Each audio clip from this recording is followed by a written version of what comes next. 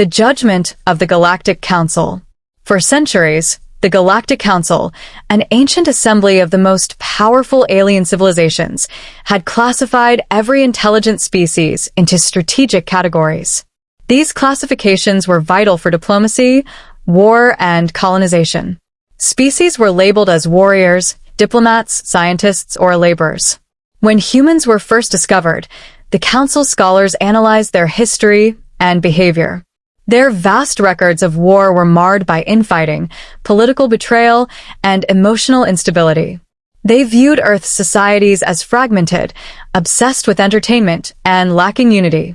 The final assessment was unanimous. Humans are the most cowardly species in the galaxy. Their wars relied heavily on technology, their soldiers broke down mentally after prolonged combat, and their diplomacy often folded under pressure. To the Council, humanity was a species too fearful to pose any real threat. Chapter 1. The Galactic Invasion.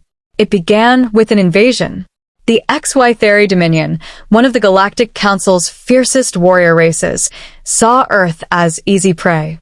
Towering, reptilian creatures with armored scales, the HFY thrived in conquest.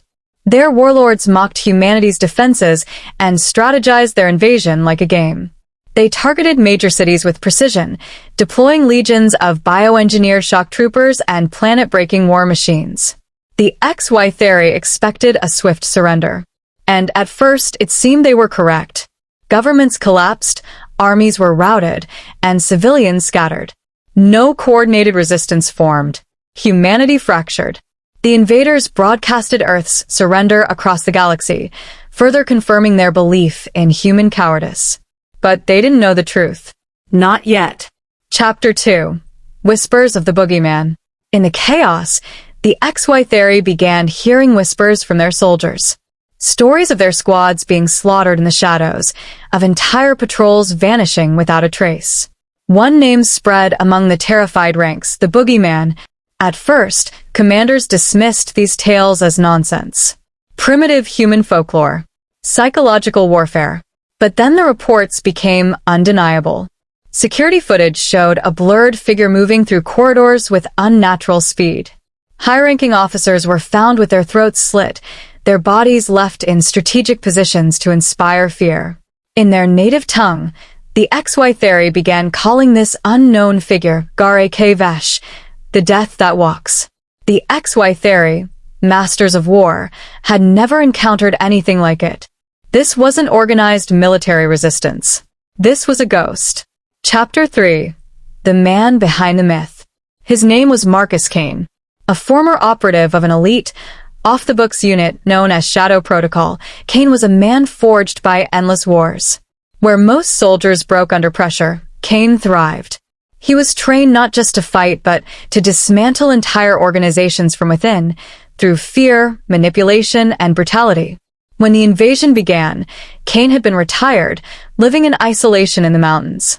But the death of his family and the initial strikes awakened something ancient and primal within him.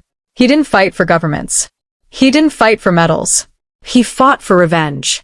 Kane understood fear better than anyone. He knew that the HFY saw humans as weak. So, he became something they couldn't comprehend, a predator. Chapter 4. Fear spreads like fire. Kane targeted supply chains, sabotaged war machines, and infiltrated command ships.